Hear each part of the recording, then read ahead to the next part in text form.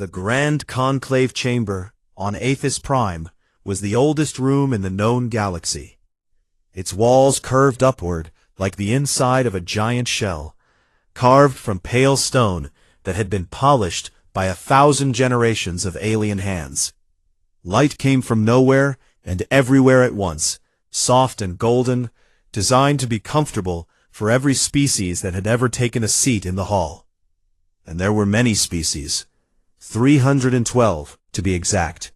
312 civilizations that had crawled out of their homeworlds, learned to break the speed of light, and earn the right to sit in this room and argue about the fate of the stars. Humanity had been one of them for exactly 47 standard cycles. In a galaxy where some species had been spacefaring for 1,000,000 years, 47 cycles was nothing. Humanity was the baby at the table, the newcomer, the afterthought. Ambassador Ilara Voss understood this better than anyone. She sat in humanity's assigned seat, which was near the back of the chamber, far from the center where the powerful species held court. The seat was small and uncomfortable, clearly designed for a body shape that was not human. She had never complained about it. Complaining, she had learned, only reminded the others that you were there. Today, however, she wanted them to remember. The chamber was tense. Every delegate could feel it. The Reason stood at the central podium. Fleet Marshal Keth Morvan of the Torvasian hegemony. He was enormous, nearly 3 meters tall, with a body like a suit of dark armor, and a face full of sharp mandibles that clicked when he was pleased with himself. Right now, they were clicking very fast. Behind him, a holographic display showed a warship. It was beautiful in the way that weapons are sometimes beautiful. Long, angular, covered in gun batteries and shield generators that glowed faintly blue. The display read its length as 12 kilometers. 12 kilometers of metal and fire and death.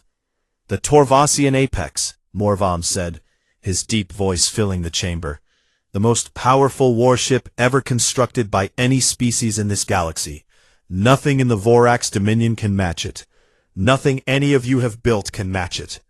He let that last part hang in the air like a threat, which it was. The Vorax Dominion. That was the reason for the tension. An extragalactic swarm, billions of living ships connected by a single hive mind, had been pouring into the galaxy for the last several cycles. They did not negotiate. They did not slow down. They consumed everything in their path. Worlds, fleets, entire species. 3 civilizations had already been wiped from existence. The Council's combined forces had managed to slow the Vorax down, but everyone in the room knew the truth. They were losing. Morvan proposed that the Council fund mass production of his Apex-class dreadnoughts, all under hegemony control, of course. Several delegates nodded. Others shifted uncomfortably. Giving the hegemony that much power was dangerous. But what choice did they have? High Arbiter Zorath Velsan, the ancient insectoid who presided over the council, began to call for a vote.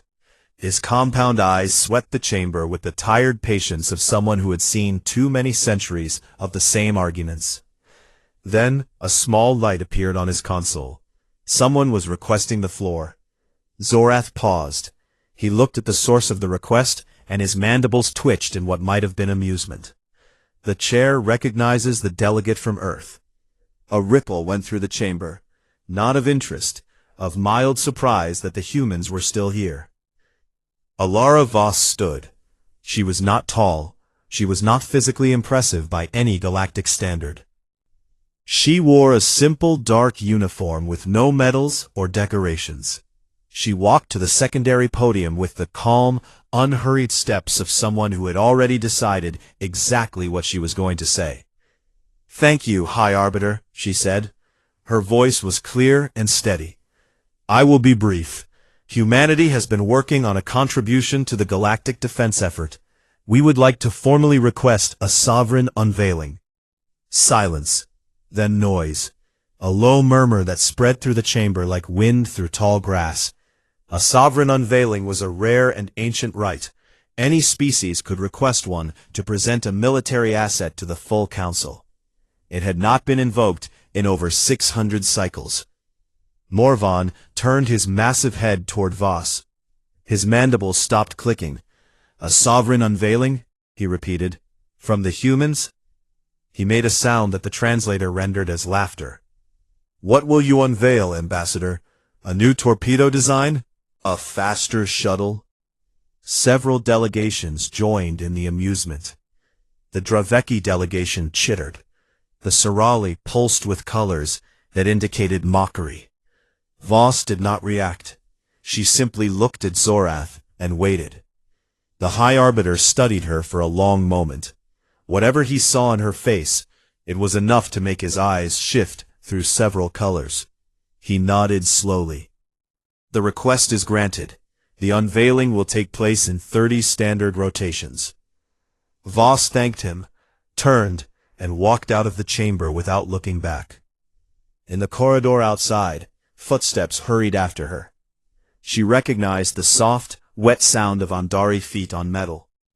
Liaison Fesic appeared beside her, the amphibian diplomat's large, dark eyes filled with worry. "Ambassador Voss, please," Fesic said quietly. "I consider myself a friend to your species, so I must warn you. If you embarrass the Council with some minor display, the political cost will be severe. You could lose your seat entirely." Voss stopped walking. She looked at Fesic, and for the first time, something shifted behind her calm expression. It was not nervousness. It was not pride. It was something older and heavier than both. It looked almost like sadness. "Fesic," she said softly, "we don't intend to embarrass anyone." She placed a hand on the Andari's damp shoulder. "We intend to change the math." She walked away, her boots echoing down the long corridor of the oldest station in the galaxy, leaving Fesic standing alone with the strange and uncomfortable feeling that she had just witnessed the first moment of something enormous. 30 rotations. The galaxy had 30 rotations to wait, and in the dark spaces beyond the edge of the solar system, where no one thought to look, something vast and impossible continued to grow. The Torvasian hegemony did not trust easily, and they certainly did not trust humans. Within hours of the sovereign unveiling requests, Fleet Marshal Morvan dispatched his best intelligence operatives to Sol, humanity's home system. Their orders were simple: find out what the humans were building and report back. The operatives were good at their job. They slipped past Earth's border patrols with ease, which did not surprise them. Human border security was known to be thin and poorly funded. They scanned every orbital station, every shipyard, every dry dock, from Mercury to the asteroid belt. They cataloged patrol corvettes, a handful of aging cruisers, and several transport vessels that looked like they had been repaired too many times. The report they sent back to Morvan was short. Humanity possesses no significant naval assets. Estimated fleet strength places them in the bottom 15% of Council species. Unveiling is likely a political gesture with no military substance. Morvan read the report and made the sound his species used to express satisfaction. He had known it all along. The humans were bluffing. He was wrong. But he had no way of knowing that, because the real work was not happening anywhere his spies could see. 9 billion kilometers from Earth, far past the orbit of Neptune, past even the scattered ice of the Kuiper Belt, there floated a dwarf planet in the cold and endless dark of the Oort cloud. It had no official name in any galactic database. Internally, humanity called it Forge Obsidian. From the outside, it looked like every other dead rock drifting through the void, gray, cratered, and utterly unremarkable. That was by design. Director Sable Osei, the head of Terran Naval Intelligence, had spent 23 years making sure of it. Every scan that passed over the region returned nothing. Every probe that wandered too close was gently redirected by automated systems disguised as natural magnetic fields. Sable Osei was a quiet woman with patient eyes who had built the most successful misinformation campaign in galactic history. And she had done it so well that she sometimes frightened herself. Inside Forge Obsidian, the dwarf planet had been hollowed out like a giant egg. And inside that egg, humanity was building something that had never existed before. Admiral James Marin stood on an observation platform deep within the forge and looked down. Below him, stretching for kilometers in every direction, was a construction base so large that it had its own weather patterns. Clouds of vapor drifted near the ceiling. The air hummed with the sound of 10,000 machines working in perfect coordination. Robotic arms swinging, plasma torches cutting, gravity lifts carrying hull plates the size of city blocks into position. Automated foundries glowed orange and white, pouring molten alloy into molds that had taken years to design. And at the center of it all, taking shape like the skeleton of some ancient god, was the ship. It did not have a name yet. That would come later. For now, it was simply the project, and Admiral Marin had given 15 years of his life to it. He was 61 years old, with gray hair cut short, and a face that looked like it had been carved from stone by someone who did not believe in smiling. The soldiers under his command called him Iron Wall behind his back, and he knew about it, and he did not mind. He had earned the name in 3 wars that the galaxy did not know about, border conflicts with pirate factions that humanity had handled quietly, without asking the Council for help, because asking for help meant showing your cards. And humanity did not show its cards. Not yet. The philosophy behind all of this had a name. It was not written down in any public document. It existed only in the minds of a small number of military leaders and politicians who had studied the galactic archives with the careful attention of people who knew they were outmatched. What they had found in those archives was instructive. Every major galactic power had risen the same way, by building a fleet, showing it off, using it to grab territory and influence, and then spending centuries defending what they had taken.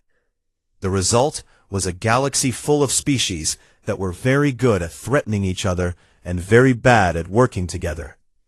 When a real threat appeared, like the Vorax, they discovered that all their posturing had left them unprepared. Humanity chose a different path.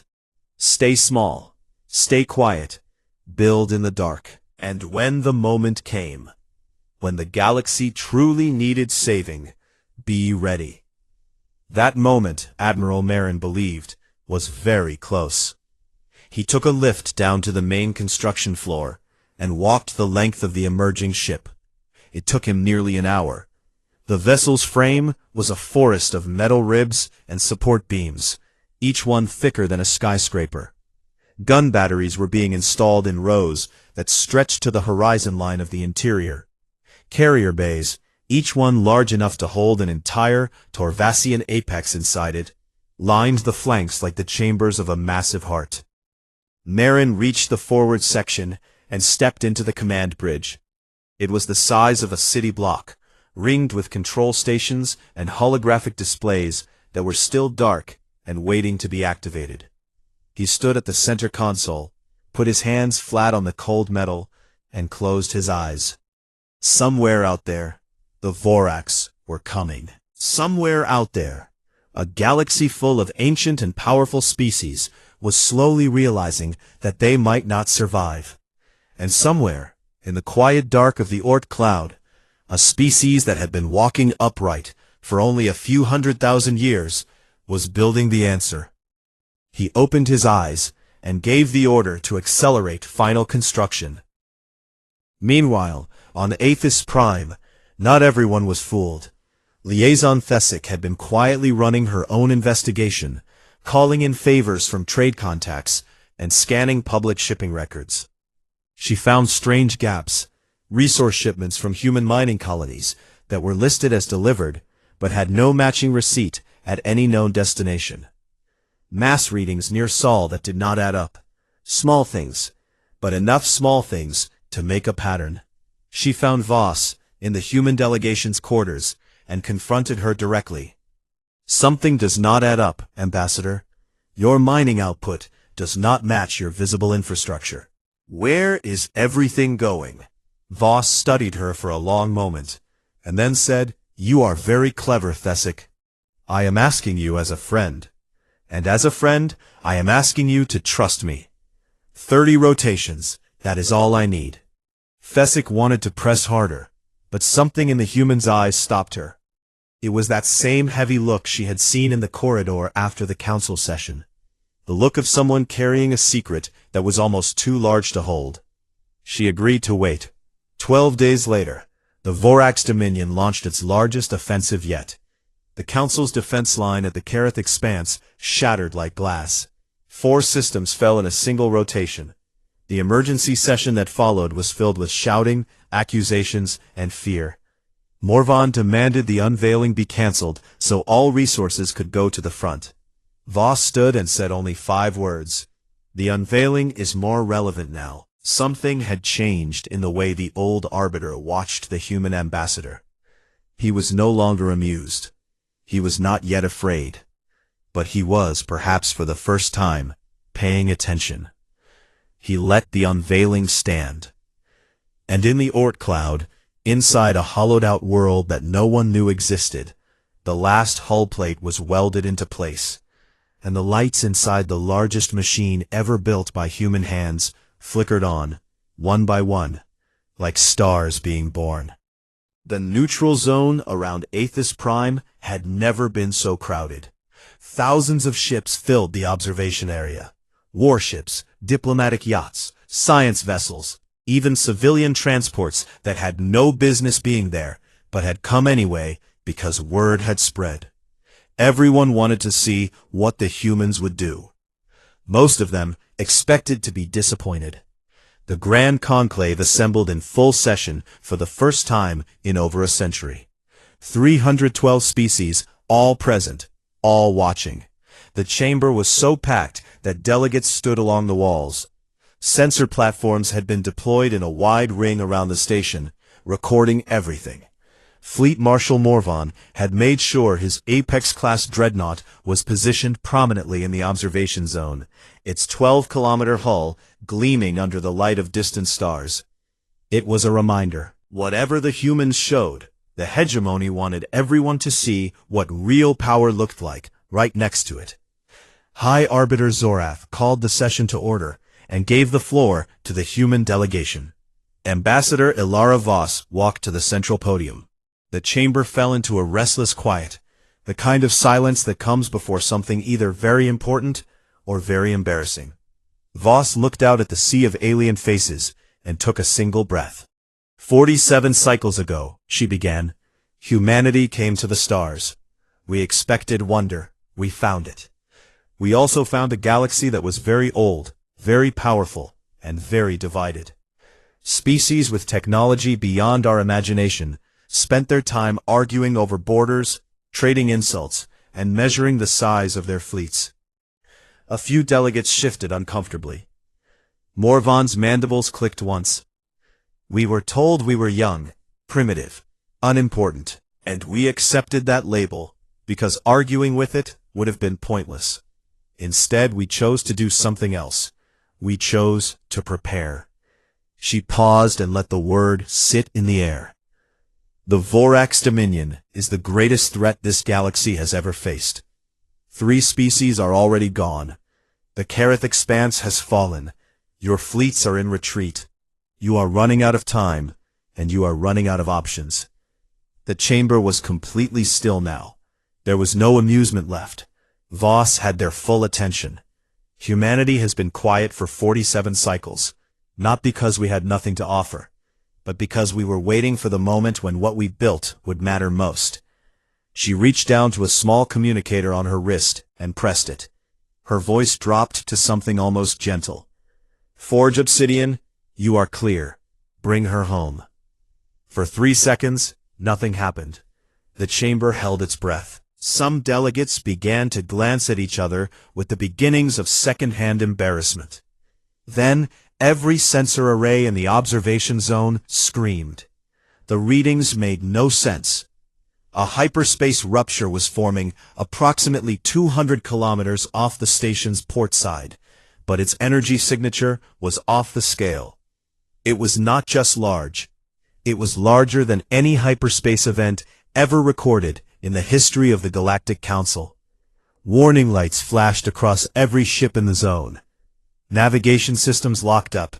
Automated collision alarms wailed. The rupture tore open like a wound in the fabric of space. And from inside that wound, something emerged. It came out slowly, like a mountain rising from the sea. First the bow, a massive angular wall of dark metal that seemed to drink in the light. Then the forward gun batteries, row after row of weapon systems that no one in the chamber could identify. Then the hull began to widen, and it kept widening, and it did not stop. The ship grew, and grew, and grew. On the observation deck of the Torvasian Apex, a sensor officer read the incoming data 3 times before reporting it. Because he was certain his equipment was broken, it was not broken. The vessel emerging from hyperspace was 97 kilometers long. 97, not 12, not 20, 97. Its width at the broadest point was 24 kilometers. Its mass was equivalent to a small moon. Carrier bays lined its flanks, each one large enough to swallow Morvan's Apex-class Dreadnought hull.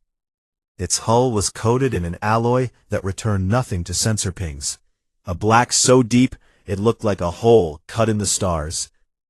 Across its bow, in letters large enough to be read from orbit, was painted a name: UNS Goliath of Terra. The chamber did not erupt. Every voice, every translator, every background hum of conversation, all of it stopped at once. The silence was so total that Voss could hear the soft mechanical sound of Zorat's compound eyes refocusing. On every ship in the observation zone, crews stared at their viewports and saw the same thing: the station, the assembled fleet, and behind them, blotting out the stars like a wall at the edge of the world, the Goliath. It did not just dwarf the other ships. It made them look like insects resting on the surface of a whale. Morvan stood at the viewport of his apex. His mandibles hung open. His second-in-command spoke to him twice before he responded. And when he did, all he said was a single word in his native language that the translator could not render. Back in the chamber, the silence broke. It broke all at once, like a dam giving way.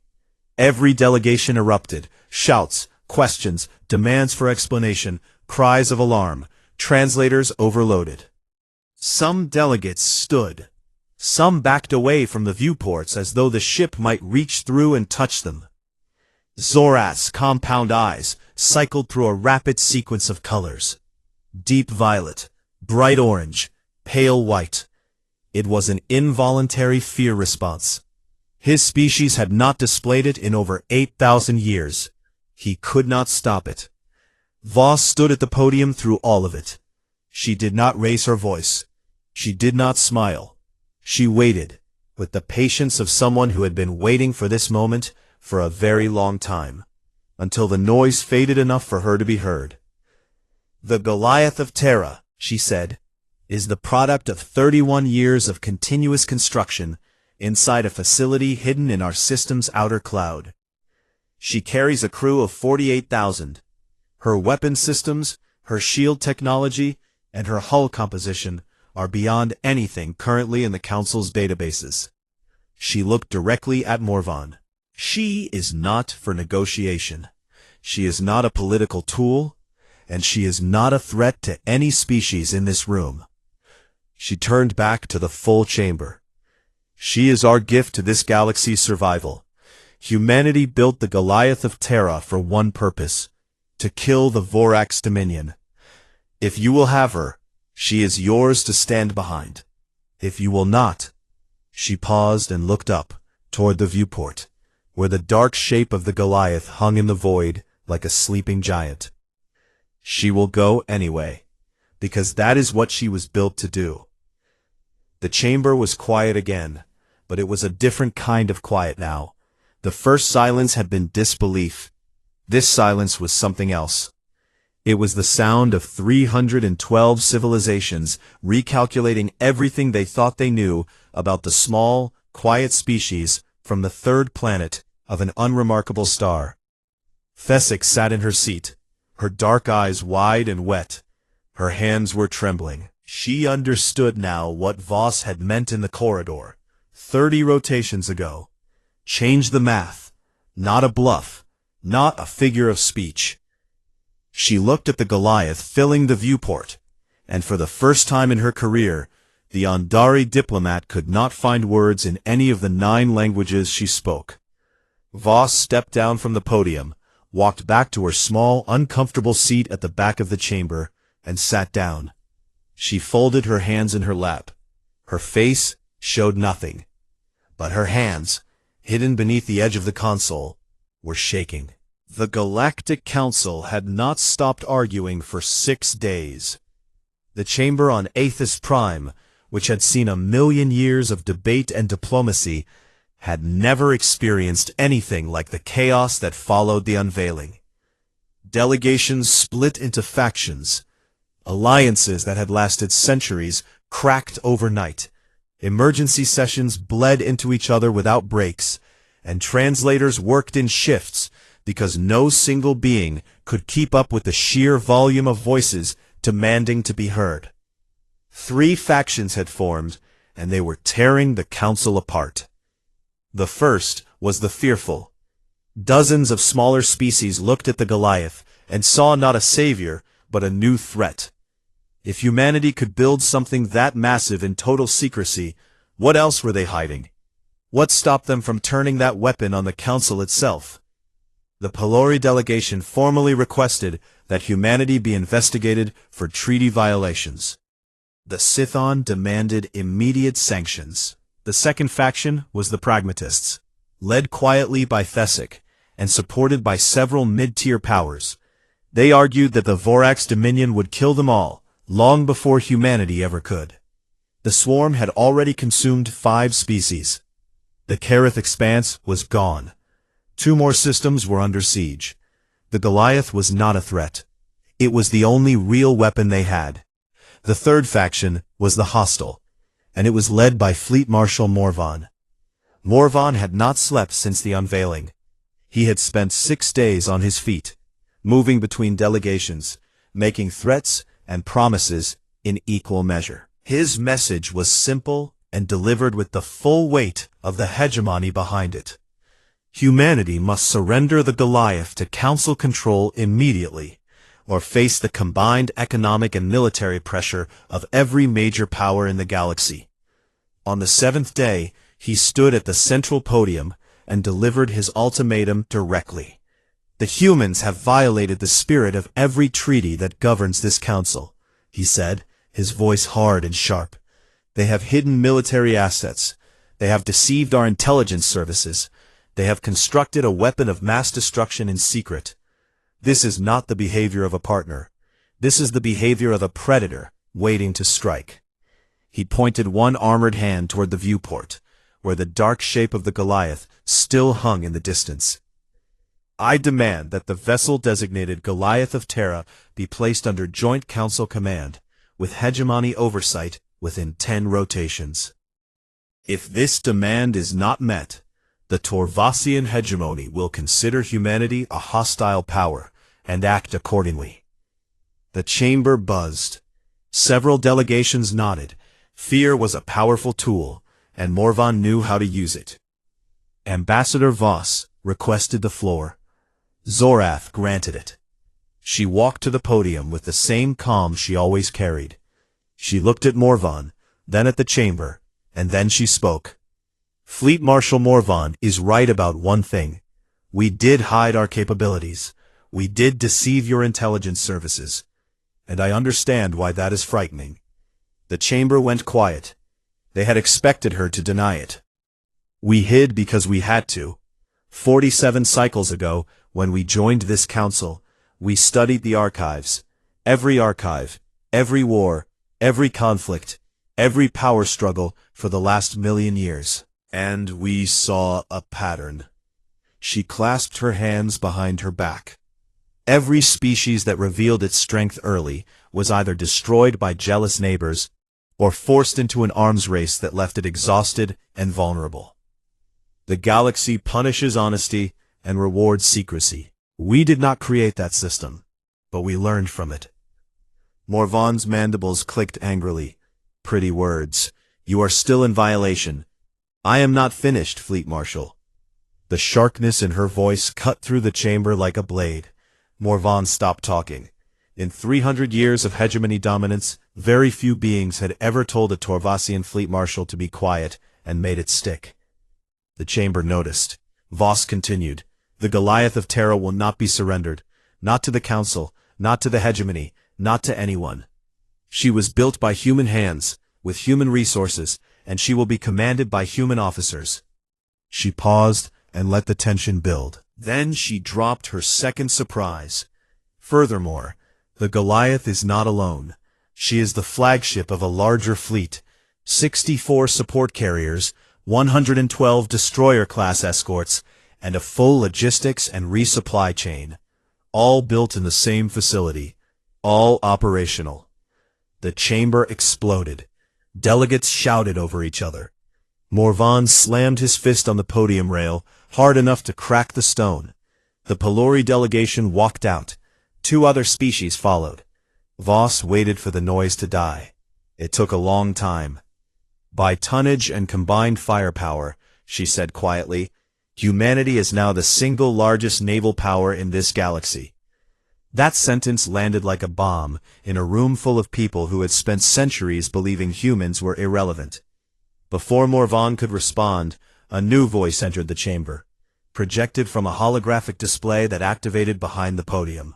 The image showed a man standing on a bridge so vast that its edges disappeared into shadow. He had gray hair, a hard face, and the posture of someone who had spent his life giving orders that mattered. Admiral James Marin looked out at the council with eyes that held no politics, no diplomacy, and no patience for either. "My name is Admiral James Marin, United Naval Command. I am the commanding officer of the Goliath of Terra. I am not a diplomat, so I will be direct." He leaned forward slightly. "The Vorax Dominion does not care about your treaties. It does not care about your borders, your alliances, or your arguments. It is coming to eat you, all of you, and your fleets, with all respect, are not enough to stop it." The silence was absolute. "I am offering a full tactical briefing on the Goliath's capabilities, and a joint battle plan that uses your combined fleets alongside ours. But I will only do this under one condition. Humanity gets joint strategic command of the Vorax campaign. Not sole command, joint. We will work with the hegemony, and we will work with the Council. But we will not hand over our ships, and we will not take orders from people who have been losing this war." Morvan looked like he wanted to tear the hologram apart with his bare hands. The humiliation was total. A species he had dismissed as infants was now standing in front of the galaxy and telling his hegemony that it had failed. The debate that followed was savage. Morvan threatened. The fearful faction demanded more time. The session ground on for hours. Then Thesic stood. The Andari liaison was not a major political figure. She represented a mid-tier species with modest influence. But when she spoke, her voice carried something that cut through the noise. Quiet, genuine fear. The Karath expanse is gone. The Myresi are extinct. The Dophani are extinct. 3 species, erased. Not defeated, erased. Their worlds are empty, their children are dead, their languages will never be spoken again. The chamber was still. Fleet Marshal Morvan, your Apex-class fleet has fought bravely. No one denies this. But your fleets are in retreat. The line is breaking, and if we spend the next 30 rotations arguing about pride and treaties while the Vorax advance, We will join the Vorali and the Myresi and the Dauphani in silence. She looked at Morvan directly. I would rather accept help from a species I do not fully trust than die with my pride intact. Zorath watched the chamber carefully. He had led this council for longer than most species had existed. He had seen empires rise and fall. He had seen threats come and go. This was an ending, one way or another. He invoked the Existential Compact, a wartime emergency power that had not been used in 4,000 years. Under its authority, he granted humanity joint command alongside the hegemony for the duration of the Vorax conflict. The vote was not unanimous. Morvan voted against it, but it passed. 3 days later, the Goliath of Terra began its journey toward the front lines. It moved through populated systems on its way, and on every world it passed, billions of beings looked up and saw a shadow cross their sky. Not the shadow of a ship, the shadow of a mountain, moving through the stars with slow and terrible purpose. On the bridge of the Goliath, Admiral Marin stood at the forward viewport and watched the stars slide past. Behind him, 48,000 crew members worked in shifts to keep the largest machine in galactic history running. Below him, in the carrier bays, human destroyers and strike craft waited in neat rows like arrows in a quiver. The war was coming, the real war, and humanity, after a lifetime of silence, was walking toward it with open eyes. The Verath threshold was the last door between the Vorax dominion and the heart of the galaxy. Beyond it lay the inner territories, the homeworlds of 100 species, the trade routes that kept civilization alive, the stations and cities and orbital gardens that had taken 1,000,000 years to build. If the threshold fell, everything behind it would follow. The combined council fleet gathered there like a wall of metal and light. It was the largest armada in galactic history, ships from every species that could still fight.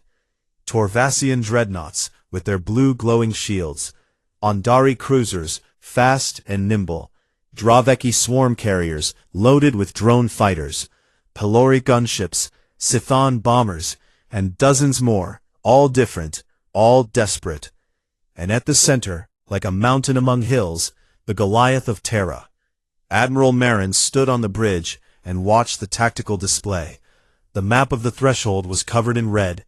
The Vorax were already there. Their advance fleet filled the space ahead like a living ocean. Billions of bioships, each one a creature unto itself, all connected by the invisible threads of the hive mind into a single, vast intelligence. The numbers were not good. The council fleet was outnumbered 40-1. Marin had known this before he arrived. He had planned for it. He opened a channel to all allied ships. "This is Admiral Marin. All fleets, form on the Goliath. Wolf pack groups, take your assigned positions. Carrier groups, launch fighters on my mark. We are not here to hold a line. We are here to break theirs." The Vorax came like a wave. The first impact shook the entire fleet.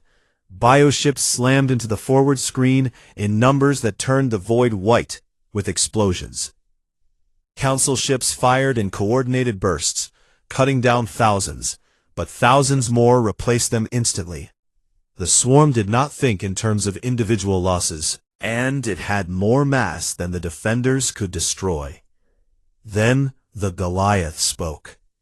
Along its dorsal spine, a row of emplacements that had been dark and silent since the ship emerged from hyperspace began to glow. The glow built from deep red to blinding white in the span of 3 seconds.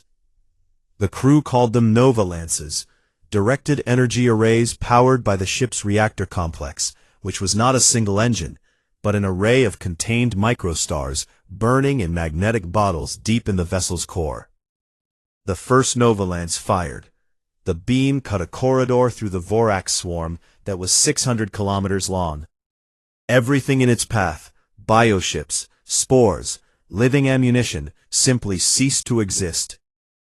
The beam carved through the swarm like a finger drawn through sand, and behind it there was nothing but empty space and cooling particles.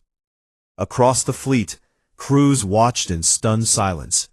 Then, they cheered. That was what made them so dangerous.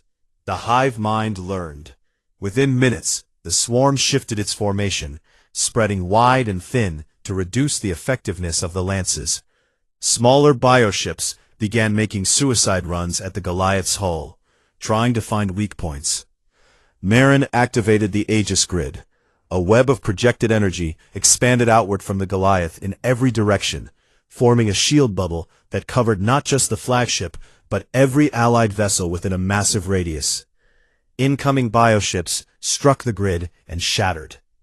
Council ships that had been taking heavy fire suddenly found themselves protected by a barrier they had not built and did not understand. The battle became a grinding, brutal thing. Hours passed. The swarm kept coming. Council ships fell, a Draveki carrier torn apart by acid projectiles, 2 Andari cruisers rammed by bioships 3 times their size, a Pelori gunship squadron overwhelmed and consumed. And then the Vorax targeted Morvan. The swarm intelligence had identified the Torvasian Apex as a high-value target. It was the second largest ship on the field, and a symbol of Council military power.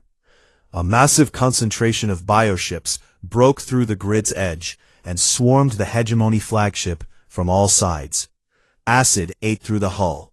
Bioweapons cracked the shield generators. The Apex began to list and burn.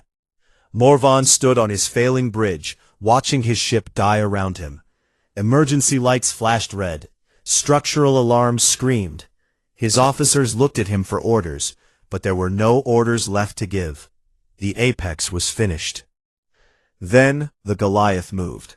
97 kilometers of warship shifted course and accelerated toward the crippled Hegemony vessel. It interposed itself between the Apex and the swarm, absorbing a barrage of attacks that would have finished Morvan in seconds. Bioships splashed against the Goliath's hull like rain against a cliff face. The dark alloy buckled and cracked in places, but held. On his dying bridge, Morvan watched the human Dreadnought take the fire that was meant for him. He said nothing, but something old and stubborn broke inside his chest, and what replaced it was something he had never felt toward another species before.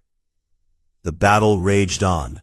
The Goliath's forge bays, onboard manufacturing plants buried deep in the ship's belly, worked without stopping, producing replacement drones, munitions, and even small combat vessels during the fight itself. While other ships ran low on ammunition, the Goliath regenerated. It was not just a warship. It was a factory, a fortress, and a fleet carrier all in one. The Warden AI network coordinated everything. A tactical intelligence collective running on the Goliath systems processed data from every allied ship in real time, issuing course corrections, targeting solutions, and formation adjustments faster than any organic mind could follow. Ships that had never fought together before began to move like a single organism. But the Vorax were not finished. The hive mind recognized the Goliath as the linchpin. Remove it, and the fleet would collapse. The full weight of the swarm pivoted and focused on the human Dreadnought. The assault was overwhelming. Bioships struck from every direction. Entire sections of the Goliath vented to space. Weapon banks went dark. Fires burned through decks that had been pristine hours ago. The hull fractured along its starboard side, and emergency bulkheads slammed shut across kilometers of corridor. On the bridge, the ceiling had partially collapsed. Marin stood at his console, blood running from a cut on his forehead, surrounded by the sound of alarms and the smell of burning metal. His officers shouted damage reports. 30% of weapons offline. Port carrier bay breached. Reactor 3 unstable. "Sir," his executive officer said, "we should withdraw to a safe distance and—" "No," Marin's voice was flat and absolute. "We are the line. If we move, they break through." He looked at the tactical display. The Vorax central node, the brain of the entire hive mind, was deep inside the swarm, protected by layers of bioships. It pulsed with a sickly bioluminescent glow, sending commands to billions of organisms across the battlefield. As long as it lived, the swarm would keep coming. There were always more. Marin had planned for this too. "All hands," he said into the ship-wide channel. "Operation Hearthfire. This is not a drill." Deep in the Goliath's core, the reactor complex, 7 contained microstars held in magnetic suspension, began to overload. Not randomly, not by accident. The engineers had designed this from the beginning. The energy was channeled, focused, and directed forward through the Nova Lance arrays in a cascade sequence that turned the entire bow of the ship into a single, unified weapon. The Goliath shuddered. A light dimmed. Every remaining system poured its power into the lances. Marin gripped his console and gave the order. "Fire!" The beam that erupted from the Goliath of Terra was not like the previous lance shots. It was wider, brighter, and it carried enough energy to crack a continent.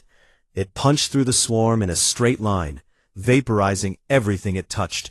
Bioships, spores, living barriers, all of it gone in an instant of white light. The beams struck the Vorax central node.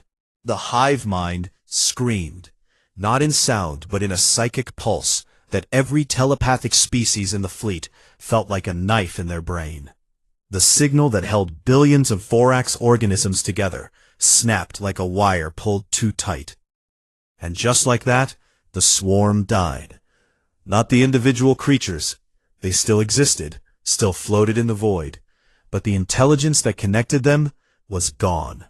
They became mindless, directionless things, drifting and crashing into each other without purpose. The organized wave that had threatened to consume the galaxy broke apart into chaos. The Council fleet surged forward and began to clean up what remained. Without the hive mind, the Vorax were just animals. Dangerous animals, but animals that could be hunted and destroyed. The Goliath of Terra drifted. Its engines were dead. Its hull was cracked and burning in a dozen places. Atmosphere leaked from shattered sections like breath from a wounded chest. Emergency lights painted the corridors in dim red. On the bridge, Marin sat in his command chair, because his legs would no longer support him. His uniform was torn and dark with blood. Around him, his surviving crew worked to stabilize what they could. The ship was broken, but it was alive, and so were they. He reached for his communicator. His hand was not steady. He opened a channel. Goliath to Council Fleet. His voice was hoarse and raw, and carried the weight of everything the ship had endured. The silence is over. Humanity is here.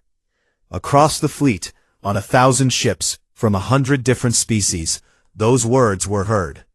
And on many of those ships, for reasons they could not fully explain, crew members who had never seen Earth and who had never met a human found themselves unable to speak. In the weeks that followed, the galaxy changed. Humanity was elevated to full council membership with a permanent seat on the Security Conclave. The Vorax remnants were hunted to extinction across the frontier.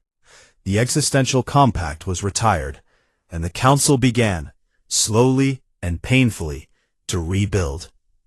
Fleet Marshal Morvan traveled to the Goliath during repairs. He walked through corridors still scarred by fire, and found Admiral Marin overseeing the reconstruction of a shattered gun battery.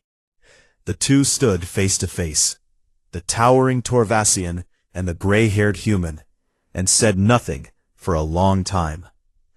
Then Morvan raised one armored hand and pressed it flat against his chest in the ancient Torvasian salute, a gesture reserved only for equals. He held it there and waited. Marin returned it. A human hand pressed against a human heart. Neither of them spoke. Neither of them needed to. Thesic became the first non-human ambassador to Earth. She arrived on a spring morning and walked through green fields under a blue sky, feeling warm wind on her skin for the first time. Children ran past her, laughing. Birds sang in trees that were older than her species' first attempts at writing. She stood in that field and finally understood why this small, stubborn species had hollowed out a world and built a ship the size of a mountain range inside it. Not because they wanted to rule the stars, but because they looked up at the night sky and refused to let anyone else lose it. On Aethys Prime, in his private chambers, High Arbiter Zorath opened the Council archives and found humanity's original membership application. It was stamped Provisional, Low Priority, in faded text. He deleted the classification and wrote a single note beside it. Underestimated. And far away, in the cold and endless dark of the Oort cloud, the lights inside Forge Obsidian flickered on again. The foundries hummed. The construction arms began to move. Because humanity knew something the galaxy was only beginning to learn. The Vorax were not the last storm. They were only the first, and the long silence was never about hiding. It was about being ready.